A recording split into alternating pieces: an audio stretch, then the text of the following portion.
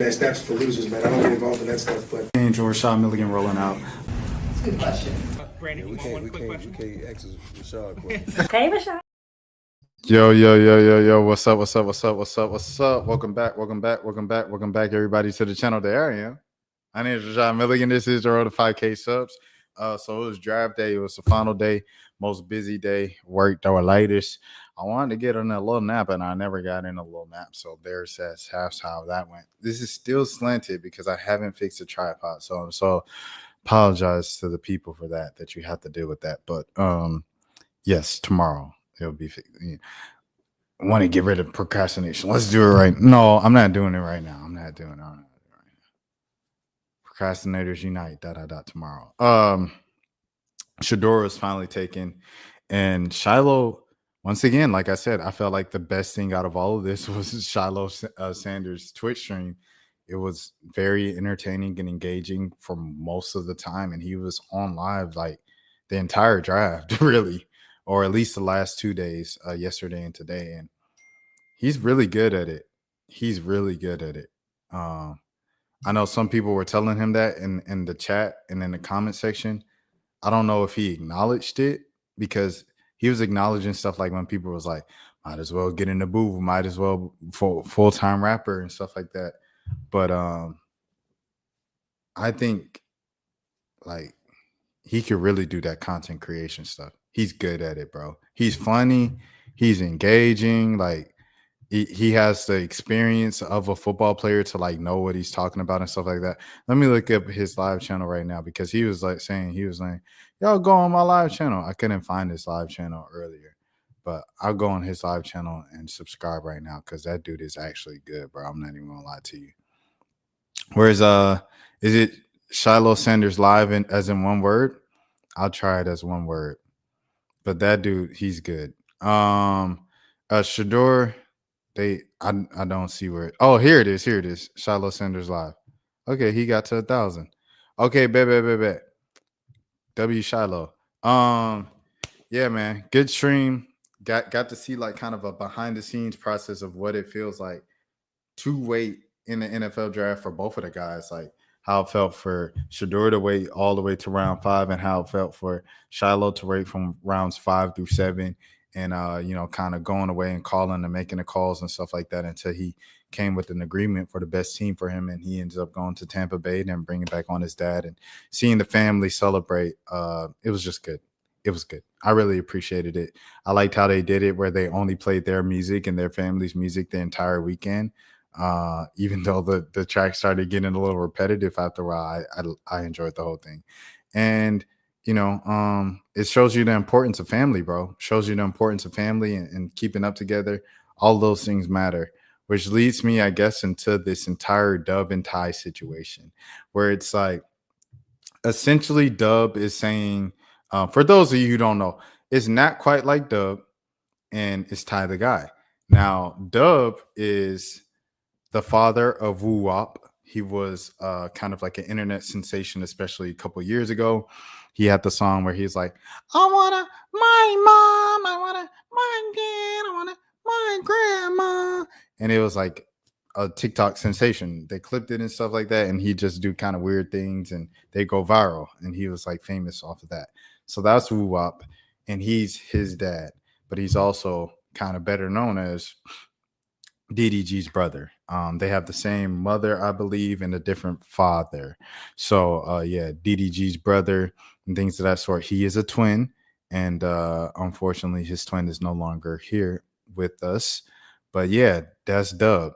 And Ty the Guy, he is really affiliated with Pootie and Chark. Those are two kind of Gwinnett based YouTubers, and Ty was doing his own thing, and he saw Chark and Pootie doing their own thing, and he was just kind of like, let me get on with y'all. Or Pootie just saw something in Ty with this work ethic of recording and uploading every day, and he decided to like invite him out to come out with them to LA. So that's what they did. They went out to LA. Originally, people, Pootie OG fans, they were like kind of looking at Ty kind of sideways, because they looked at him as a replacement for Kenny. Kenny was originally it was Pootie, Chark, and Kenny, And Kenny, he wanted to step away. He didn't want to do YouTube. He didn't really want to do the social media thing. So he stopped doing videos. And then Ty came about and they're like, oh, he's not Kenny, this and that. I miss the good old days of Kenny. You know, people, nostalgia. The era before will always be better than the current day. Spoiler alert, I was there in 2016 and you were too, and you knew it wasn't like the greatest day ever every single day in 2016. They have to stop that. But yeah, man. That's going on with that. So I think I set the scene, right? No. So they go out to LA and they're out in LA for probably 3-4 years. And the time being, I think Ty might have grown from like 20,000 subscribers to over 400,000, where he was close to 500,000. And as he was closing in on 500,000, he said he was just feeling really weird vibes in LA. And he wanted to go home because it was, you know, the Rona was going on, the vid was going on. So, you know, back home, everybody's kind of uncertain of what was about to happen. Lockdowns or stuff going and acting in place. He ends up just moving back to Atlanta because he was like, the vibes and the spirit is just a bit dark in LA. Everybody's superficial. There's not really real people here. I want to go back home where everybody's real and I could spend some time with my family and stuff like that. I'll still be able to keep Atlanta and the movement going and get to 500 subs.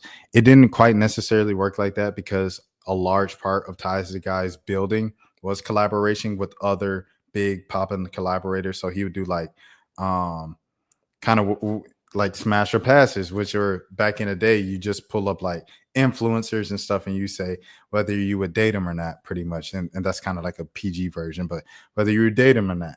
And usually the influencers that they judged and stuff like that, they will react and then they will react to their reaction and it'll be a whole thing and it'll get both creators lit. And so he built his name kind of off of videos like that and IRL vlogs. Back then it wasn't called IRL, it's just called vlogs. And he would just vlog with other large creators like DDG and DuB and him were like this when he was living in LA.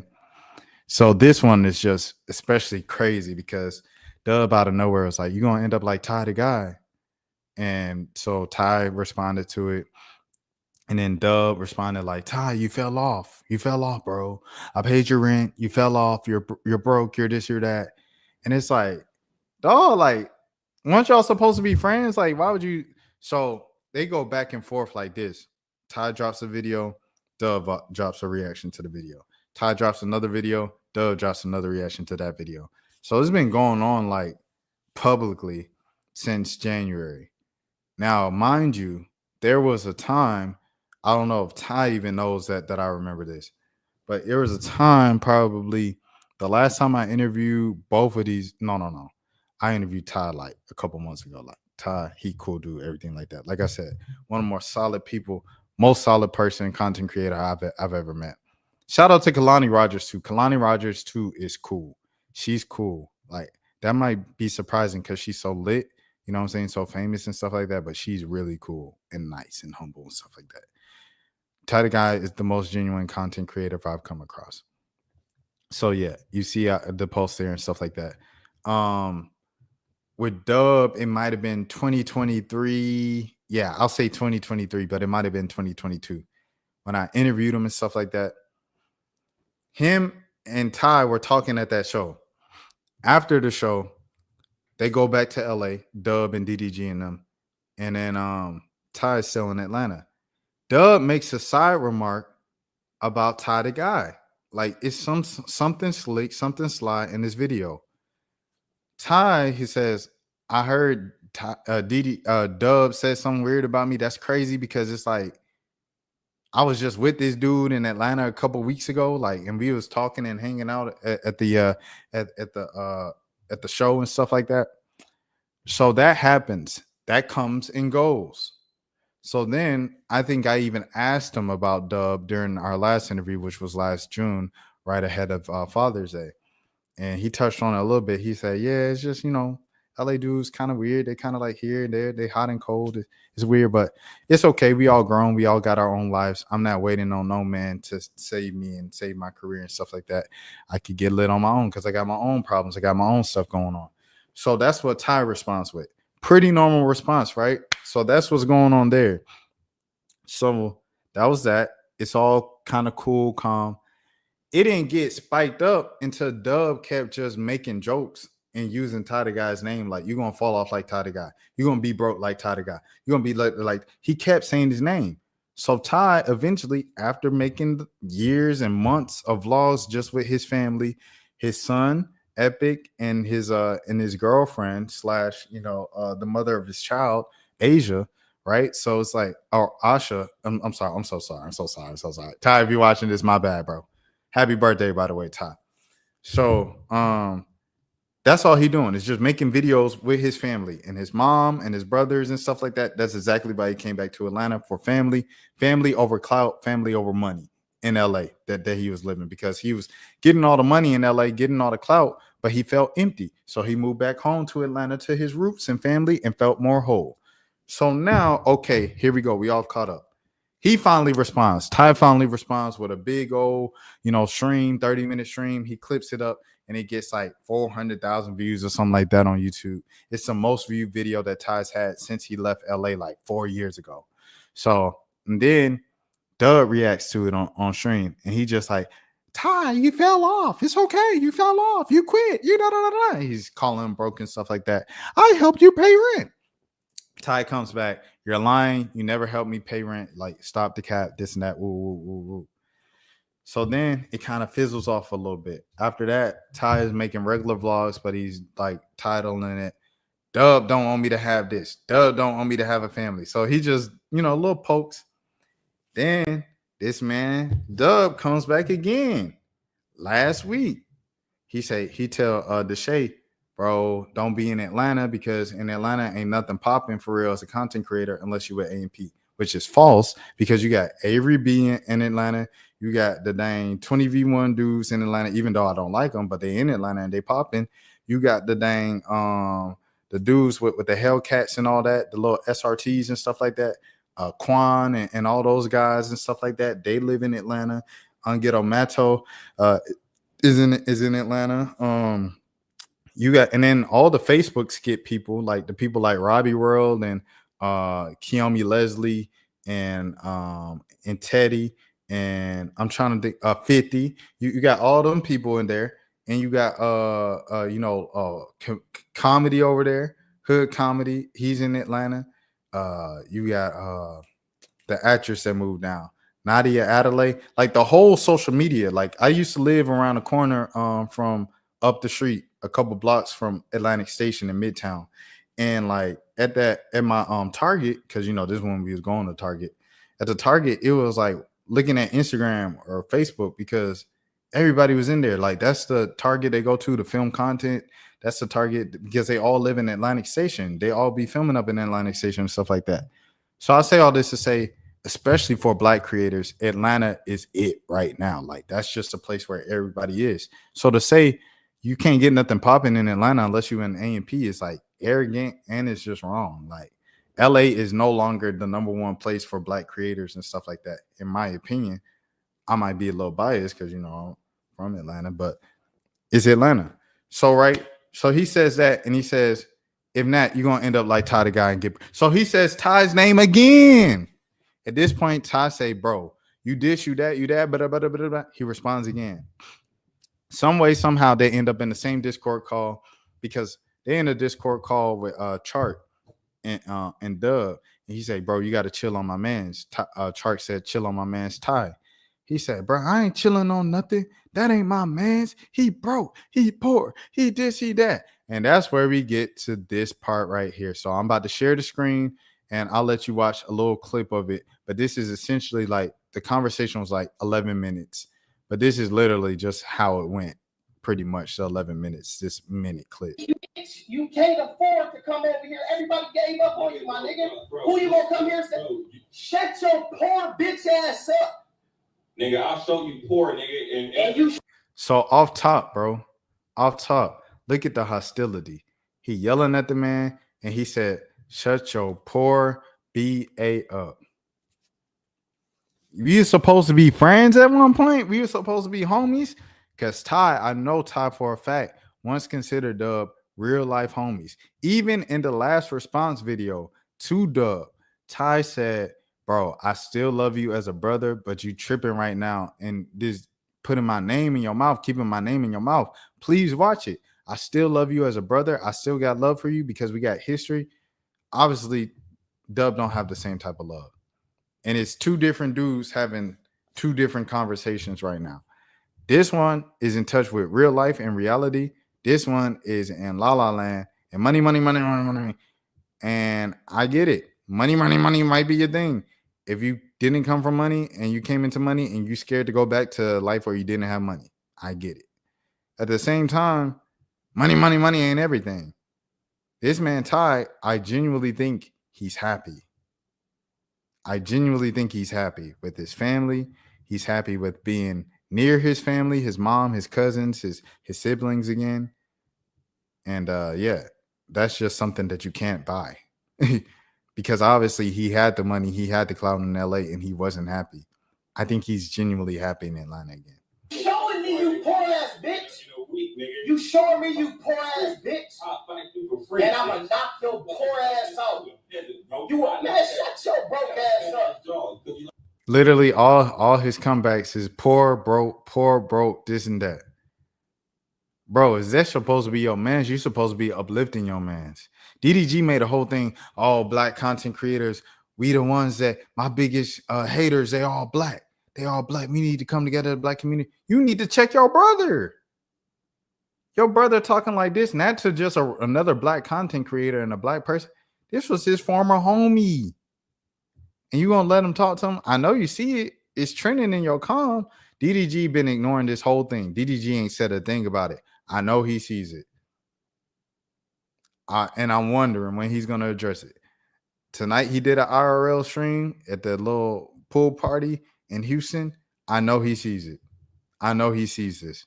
Because this was the biggest thing in his comm today, was this entire exchange, people clipping it up. This thing right here got 5,000 likes. 5,000 likes, over 500,000 views. I know DDG saw it. At some point, he's going to have to address this.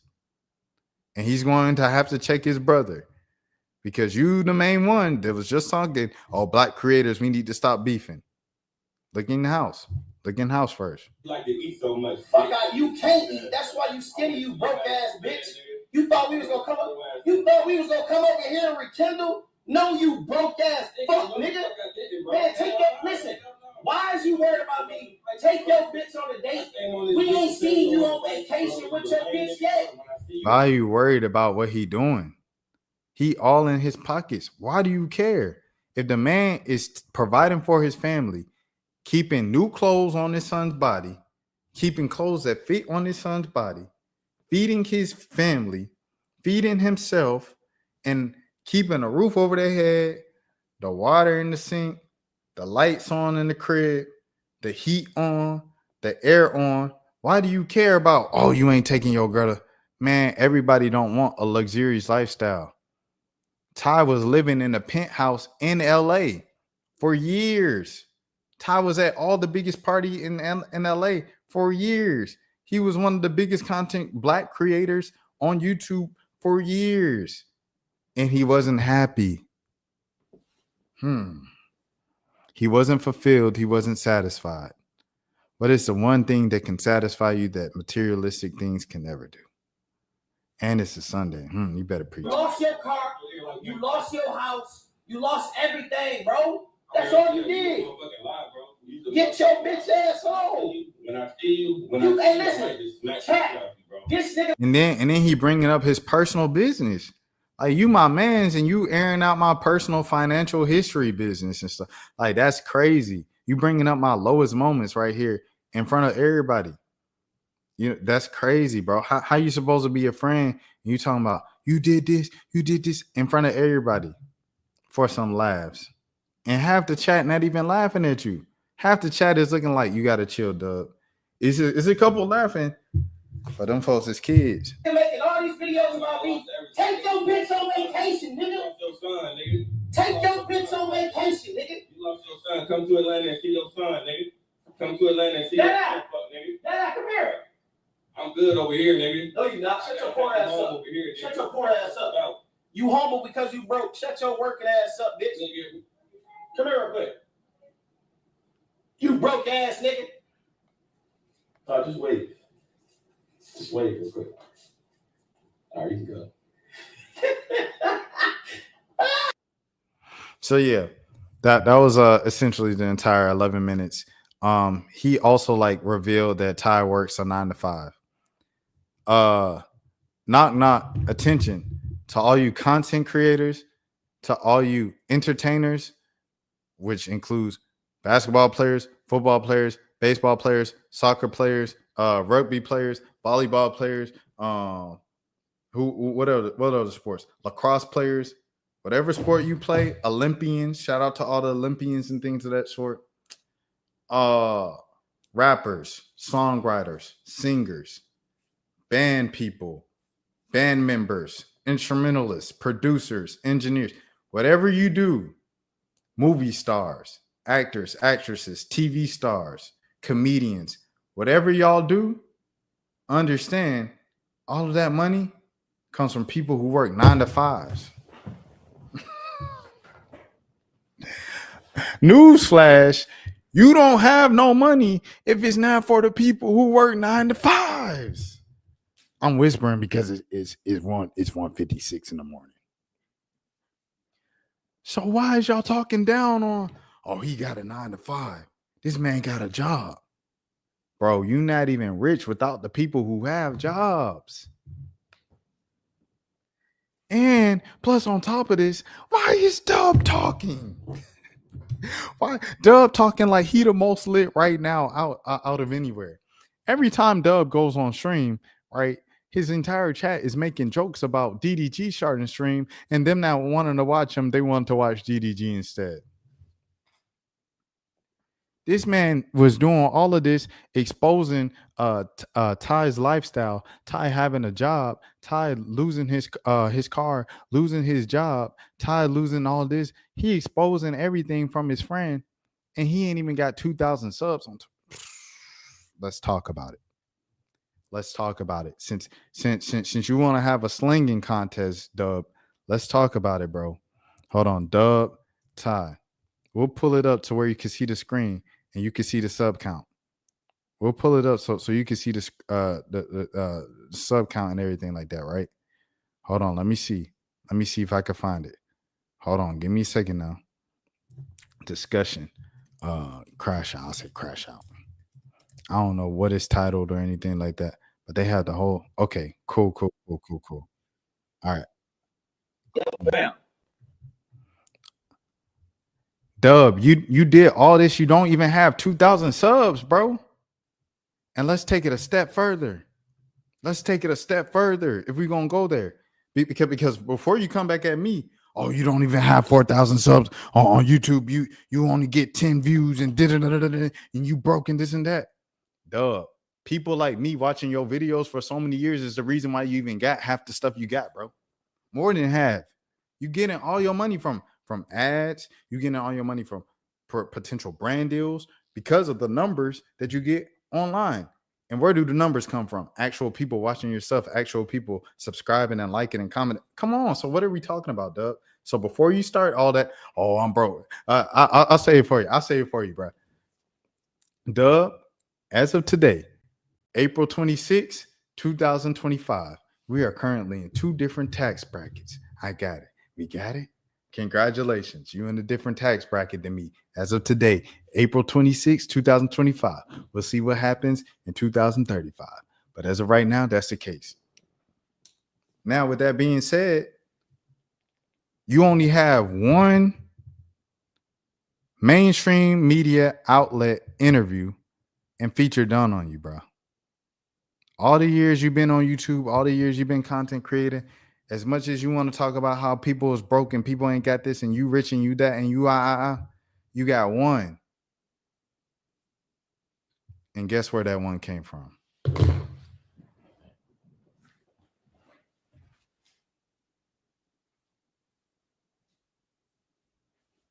You're done, buddy. When it comes to the real world, beyond the internet, when it comes to real world media coverage, mainstream media, everything like that, that shows the people that separates the influencers from the real celebrities. Like, once again, your brother, because your brother got stories with Billboard. He got stories with Rolling Stone. He got stories with B.E.T. He got stories with everybody. He got real life stories, features, interviews. It's not just the drama stuff. He got real life stories and features from everybody, not just me. I was just one of the first people to do it back then. And you was popping back then already and stuff like that. But it's like, you, bro, I just want you to keep perspective of where you are, because you're doing this slanging contest with Ty and trying to little bro Ty. Like, Ty ain't help you get to where you are right now. How you gonna go with the man that helped you get some money, and you gonna turn around and forget just because he not making as much money as he used to make? That don't make no sense.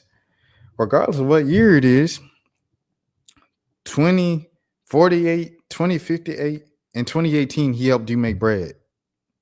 You should always respect him for it. My former coworkers, my former managers, everything like that, we always gonna have a bond. Like, we always gonna, what's up? How you doing? Woo. You need something, you reach out. You need a letter recommendation, I got you. Because at some point, I needed you. I leaned on you. You helped me get money. You helped me get better. You helped me get to the place where I'm at today. So how could I, just because it's 2025 and it's not 2018 anymore, just turn my back on you, bro? I can't do it. I don't move like that. Happy birthday, Ty the Guy, man. We stepping for Ty for sure. We stepping for Ty the Guy for sure this year. And Ty know he got some support. He know he got some support. I just wanted to bring it to the internet, as they say. Hold on. Where we at? Bet. Okay. So yeah. Last little dub video, and then we gonna move on. Friend. Like, McQueen is not my friend. Ty is not my friend. No, I don't have no problem with these. I would speak any way I want to, because it's no respect level. How do you not have no problem with them? You just called them a poor bro. I'll be you skinny because you broke, because you can't eat. How is that not having a problem with nobody? You don't speak to no human being like that. At the end of the day, regardless if y'all was cool, if y'all was not cool, if y'all was ever cool, if you was so boo, if you were double boo, at the end of the day, Ty the Guy is another human being. And people is watching the way that you're treating other human beings. I know you don't care because you're so rich living in Beverly Hills and you this and that. And I know you don't care about nothing, and nothing makes you sad ever. And you never feel insecure about anything because you got money and you rich. That's why you always run. I'm not going to tell you the jokes that everybody else always gives you. I'm going to stop it there. You know the jokes, you fill in the rest. I'm not going to keep it surface level. All I'm telling you is, bro, the way you're treating people, whether it's for the character of Dub and you're painting yourself as a villain to turn heel, to, help get Ty lit behind the scenes or whatever the case might be, bro, it's not a good look, bro. This ain't the way to go about it. Y'all could go about it in a much more positive way. I know you said don't be yourself on stream. You said don't be yourself on stream because it's not entertaining enough. You don't need to be a mean person to be entertaining. Because this isn't entertaining. I know I'm reacting to it and I'm giving it attention and everything like that and clicks and that. And you done got in hot water for saying something about Kim Kardashian. You done got in hot water about saying something about Aaron the plumber. All these people throughout because you just going for the virality of it, the viral moments and stuff to make more money. So you don't drop morals a long time ago for some money. And that's all Ty was saying. Ty was saying, oh yeah, I'm not as lit right now dropping my stuff because I'm dropping meaningful health, life advice to young men and things of that sort, as opposed to just doing whatever is hot for a cheap buck. I'm not going to cheat the art like that. I used to when I was younger, but I'm not younger anymore. I had to grow up. And if you can't respect that, I don't know what to tell you, bro. They're not my friends. They're not my homies. That's like me saying something about Tweezy. That was my homie 3 years ago. I've never seen this before in my life. Haven't talked to McQueen in 3 years. I haven't talked to Ty in 3 years. I haven't, nigga. I mean, I see Chark. So Chark, I say Chark is the homie. I talk to Chark. Just because I did videos with these niggas when I was coming up, do not mean they're my fucking homies. I ain't seen them in years. Those are not my friends. I haven't talked to Nate in 4.5 years. What the fuck are y'all talking about? Like Ciante, that's not my goddamn homie. Talk to white boy David. I ain't talked to that month. I ain't talked to David in 3 years. Y'all niggas talking about male friend. That's not my fucking friend. That's from 3 years ago. Like, that's like me slapping the shit out of McQueen. McQueen is not my friend. Like, McQueen is not my friend. Ty is not my friend. No, I don't have no problem with these. No, bro. That's crazy, bro. That's crazy, bro, because it's like, regardless of how long we talk, like, we still locked in. Our history is still our history. And like you say, like, okay, if they're not in your immediate circle of friends right now, that's cool. But to say, like, I don't have no respect level for them because they're not my friend because we haven't spoken 3 years is crazy. It's crazy. It's insane. It's insane behavior. I think everybody sees this pretty much as it is. And all I wanted to say was, you know, you can't keep talking down on 9 to 5 and regular people because regular people is who paying the bills. If regular people wasn't streaming your brother's music, your brother wouldn't be making so much money in music. If people weren't streaming anybody's music, nobody would be as rich as the people that listening. They say, oh, you be happy that you go to Miami and I go to Punta Cana. Like, you know what I'm saying? Like, it's crazy to me, bro, because it's like you're only able to do that because of me. Because of the fans buying tickets, the fans buying merchandise, the fans playing your music, fans buying your music. That's the only reason why you're able to do what you do. The only reason why you're able to make millions of dollars is because off of playing football is because I put on Fox every Sunday at 1 p.m. Eastern, 12 p.m. Central Time, and I'm sitting down watching football, and I'm looking at all the ads that they pay billions of dollars for every year, right? And plus, I might even buy a ticket to go to a game. If I buy a ticket to go to the game, I'm putting more money in your pocket directly. So it's like, you are nothing without the people. Like, I never understood ego of celebrities when it's like, you're literally only the people who watch you, bro. You're only the people who support you, the people. So, like, be careful with just pooping on people that work jobs and are normal and live normal lifestyles, because that is mostly your fan base. And if you tick them off, then guess what? Your fan base is going to go away. And then what happens when your fan base goes away? You lose money. And Lord knows, you don't fear anything more in life than to lose some money. Dun, dun, dun. So, yeah, that's all I had to say about that, bro. Everybody with a conscience understands the difference here. I just wanted to get that point across that you are literally a product of people working regular jobs. And so is everybody else, including you guys. Like, you know, for the money that I get here on YouTube every month and stuff like that, it's not possible if you guys don't watch the videos, if you guys don't comment, if you guys don't like. So it's like, there's no reason for me to have an ego and think I'm higher than thou, or like I poop flavored air or something like that instead of like pooting some. Elliott Wilson responded to b.dot, man. Finally, after forever, it seemed like he was just like not addressing it publicly, and he didn't even tease that he was gonna say something. He just said it. So shouts out to the show for sure. The bigger picture. And yeah, shout out Jeremy Heck, shout out DJ Head. Here's Elliott Wilson on b.dot. We know what to do. We're two great journalists. We know how to prepare for interviews. We still have great chemistry, and that's what's going on. The final thing, this idea that Elliott got influenced by Joe Budden. Joe Budden did influence me, him and Ian Schwartzman, to join Patreon. So what happens is we launched that like early 2023. Joe Budden is one of our first guests, where he has the thing where he's pushing me to be more self-branding. So in September of that, while I'm still doing Rap Radar, I launched Elliott Wilson Experience on Patreon. I do a couple episodes there. I'm still doing Rap Radar podcast. We have the Tyler the Creator interview, all these other great moments after this Joe Budden changing Elliott thing happened. And we did that till the end of 2023. So I already He's skipping a part. I don't know, some way, somehow. I don't even remember how it happened because it was a couple years ago. But there was some discussion about hip hop media grades. That's what it was. Complex. This is where it all started, bro.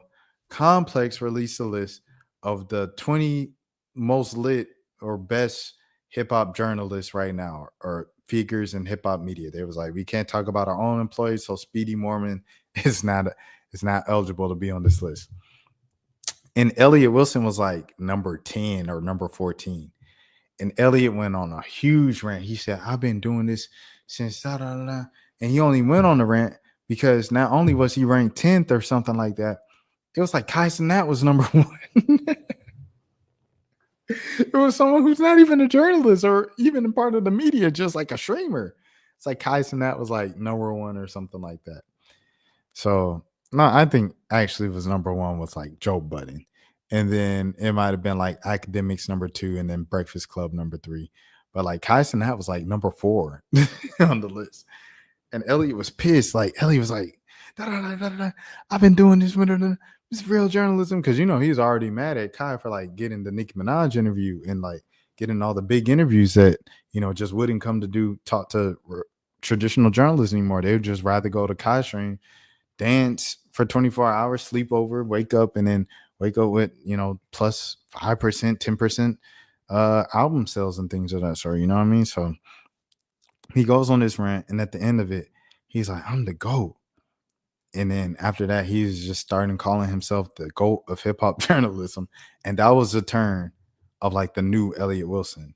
And in that, when he was calling himself the GOAT of hip hop journalism, that's where the Elliott experience came in and everything like that. Elliott Wilson experience came in. Anyways, let's get back to the Elliott Wilson explanation. Started doing my own thing, and now Elliott Wilson experience is about to come back again, you know, funded by Rock Nation for a season 2, but outside of Patreon. I wasn't getting the results that I wanted from Patreon the way Joe Budden had, so I stopped doing it. But that's what I was influenced to do at that time, at that situation. So, and then as far as my opinion, as people may know, at Everyday Struggle originally was supposed to be me and Joe Budden. I stepped out. It became Academics' platform to shine. That show would have been my first time having a platform where I give my opinion about things, where I'm not relying on guests, where I tell people how I feel about things. Uncut, raw honesty. That didn't happen. Now, when we create the bigger picture, this is now my platform to do that. So you get a lot more. So that really says a lot, to be honest. Him talking about the show with Nadeska on Complex at Everyday Struggle, because Everyday Struggle really shifted the direction of hip hop media, to be honest. Ak was doing his thing, and he was starting to rise at this point. Like the Chirac thing was already solidified. At this point, Academics became like Shade Room, you know, on Instagram. Like he was a go-to. I remember Academics posted one of my questions to Lonzo Ball when I asked him, how does it feel to be in Atlanta, the hip hop capital of the world? And, you know, that started a whole thing. And he listed like his top 5 rappers ever.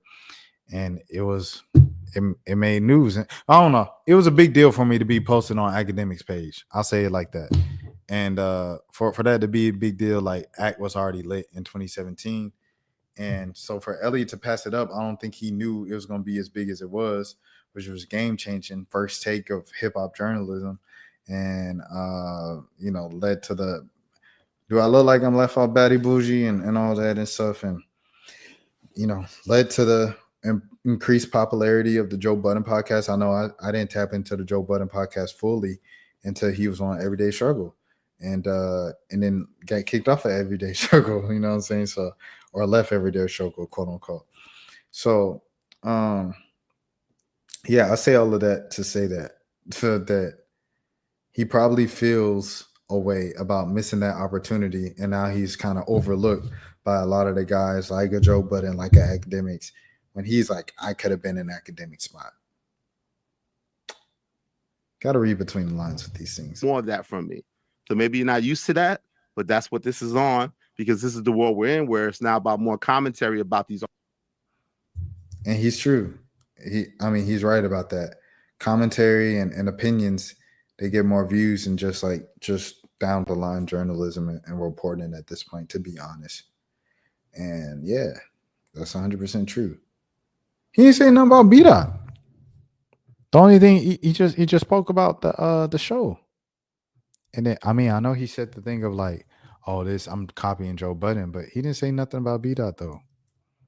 Did he say anything about b.dot, like us being friends? He didn't say nothing. Let me see. Oh, is the website, and I hired him. Paul Rosenberg hired him officially, my partner, and we ran Rap Radar website from 08 to 2017. We started the podcast, which was b.dot's idea, because I was like, I didn't want to do the podcast because there's a Combat Jack, there's all these other things. They're gonna say Elliott's coming into the podcast market and trying to bully everybody, and I'm the bad guy again. But b.dot's like, this is the future podcasting. I'm like, all right, let's do it. So we did it from 015 to whatever. So, you know, the one time I don't come through and the deal falls through, it's like I'm the bad guy. I tried to make the deal happen. The deal fell apart. I take accountability because the deal didn't happen. So that's it. Why would I not reach out? I figured he's mad at me because the deal didn't work out. Like, yo, how you feel? You know, like, I didn't make that deal not happen. Like it's on him. I haven't ducked one phone call, one text, one reach out to me. As my grandma said, the phone works both ways. So I wasn't trying to make no statement by not speaking to b.dot. I continue to assert that if we're able to get a new deal for Rap Radar, we would go back to doing the interviews. We would miss a beat. It would be back to what it was. We know what to do. We're two great journalists.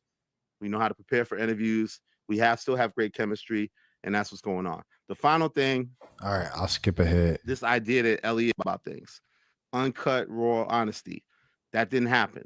Commentary about these artists and not having the access to them, as we've said ad nauseum, that we once had. So now you get a little bit more of how Elliott actually feels. And you see me express my frustrations about the state of the game.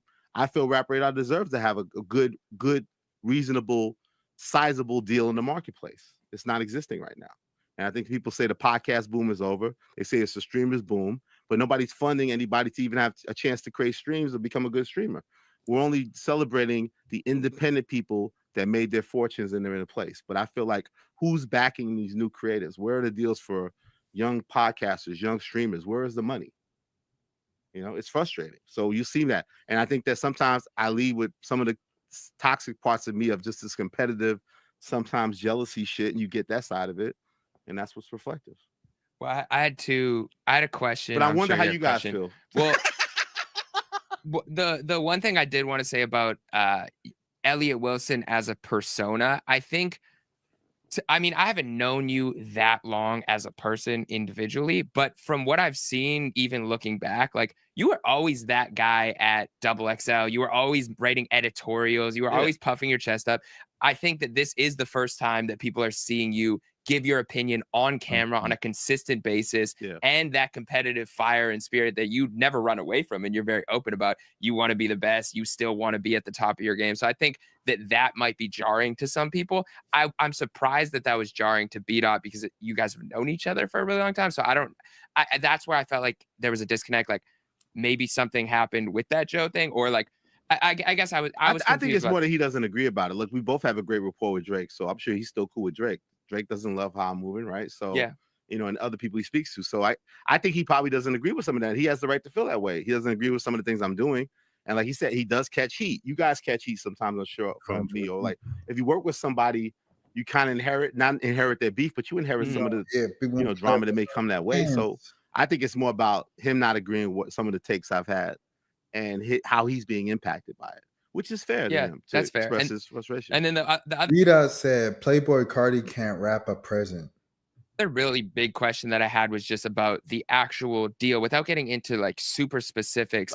I guess afterward, A, like, was there something specific you didn't like about the deal? And then B, how did it end after that? For example, like, let's say we were all working on a show together and we were trying to get a deal done. And then let's say the deal doesn't happen. Like, I would assume the way I think I got what I needed from that. We got a couple other things to talk about, so I got what I needed from that. If you want to watch the full thing, I'll put the link in the description. I should just link it to I want to call it Everyday Struggle, but what's the show called? The Bigger Picture. I'll just link the bigger pictures episode in the description, and you can watch the full thing there. But we have some other things to talk about in a 20-minute video that I might react to tonight. So there's that. Okay. Next thing, man. This was crazy. Virginia Godfrey's her family speaks out about her tragedy at 41. Too much to carry. This was an exclusive. Shout out to people for the exclusive. Okay, Casey Baker. Virginia Godfrey spent most of her life fighting for justice for herself and other abuse victims. But in the end, hold on, let me pause this or something. I ain't getting you know what I mean? She's been but in the end, the toll may have been too much, according to her family. The world lost a fierce warrior. Virginia's sister-in-law, Amanda Roberts, tells people in an exclusive interview following Virginia's unaliving by doing it herself at the age of 41. She wished all the survivors. Okay, people, what we doing, man? All right. She wished all of the survivors to get justice. That is who she was. Virginia, one of the more outspoken accusers of the convicted offenders, Jeffrey Epstein and Miss Maxwell. She did on a farm at near Gabby area near Perth, Australia, where she had lived for the last several years. On Thursday, April 24th, her family announced on April 25th. We lost our sister. Excuse me. Hold on.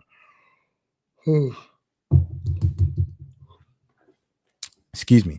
We lost our sister, Amanda says through tears. Her children lost their mother, and her mother lost her daughter. That's where we are now. She was one of the more beautiful souls you would ever have gotten the chance to meet, she continues. But I think sometimes that load and that weight can become too much to carry. Emergency services responded to a residence in near Gabby and found an unresponsive 41-year-old. Western Australia Police Force Media Liaison Officer Shelby Brady previously confirmed in a statement to People. Emergency first aid was rendered, but the woman was declared unalive at the scene. According to authorities, early indications show that the unaliving was not suspicious. Major crime detectives are currently investigating. Virginia's brother, Sky Roberts, was staying with her when she was unalive, according to Amanda. In late March, Virginia had an Instagram post where she was near being unalive and in the hospital after a car she was in earlier was struck by a school bus going more than 49. Oh, this is crazy. I've gone through kidney renal failure, Virginia wrote alongside the photo of her lying in the hotel bed, covered in bruises. They've given me 4 days to live, transferring me to a specialist hospital in urology. Shortly after, Virginia came forward with allegations of abuse against her husband of 22 years. Jeez Louise, what a tough man. She told People in an exclusive statement, I was able to fight back against Miss Maxwell and Jeffrey Epstein, who and trafficked me, but I was able to escape the domestic violence, the DV, in my marriage until recently. After my husband's latest PA, I can no longer stay silent. Crazy. Virginia had reported assault to the police in Downsboro, Western Australia in January. Though Robert was not charged with any crime, Virginia's previously confirmed to People. Robert's attorney, meanwhile, told People in an email statement, unfortunately, as the issues you rise before the courts in Australia, both he and anyone associated with this case, including Ms. Geif or her agents, are prohibited from discussing or utilizing the media. Therefore, there is no comment. Sky and Amanda told People that Virginia had been having marital issues for a while and had been separated from Robert, the father of her 3 children, 19, 16, and 15, sometime around August 2023. Virginia became publicly known in 2010 when she came forward as a victim of Epstein, who was unalive in his prison cell at 66 in 2019, and Maxwell, 63, who is currently serving a prison sentence for CS trafficking, CST, in connection to Epstein. In 2021, Virginia claimed the lawsuit filed against Prince Andrew in New York that the royal forced her to intercourse with him 3 times between 1999 and 2002 in London, New York, on a private Caribbean island owned by Epstein. The two reached an out-of-court settlement, so that means it was real. February 2022.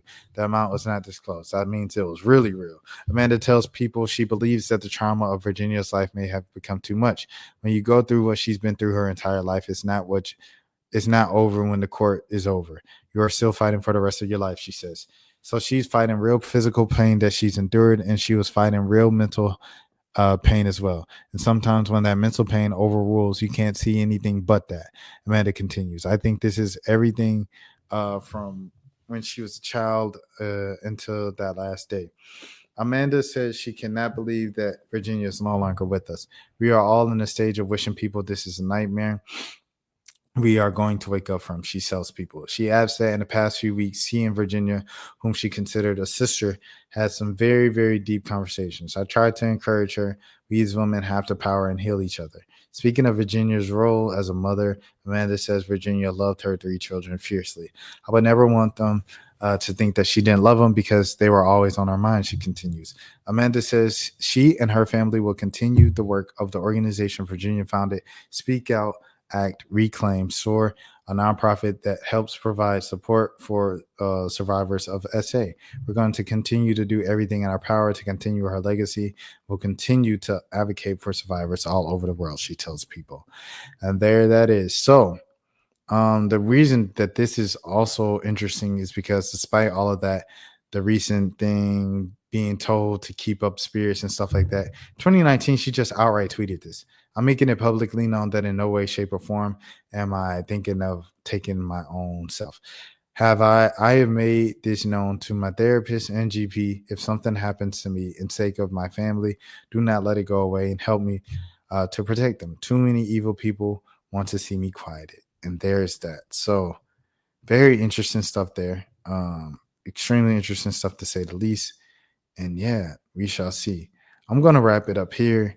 I had the Druski thing, but I might just do that tomorrow. So if you are new to the channel, as always, this is the road to 5K subs. Please have a good night, a good morning, a good afternoon, a good evening whenever you're watching this. And please remember, if nobody else told you today, I'm looking at this one now. I care about you. That's for losers, man. I don't get involved in that stuff, but Angel Rashad Milligan rolling out. Good question. We can't ask Rashad questions. Hey, Rashad.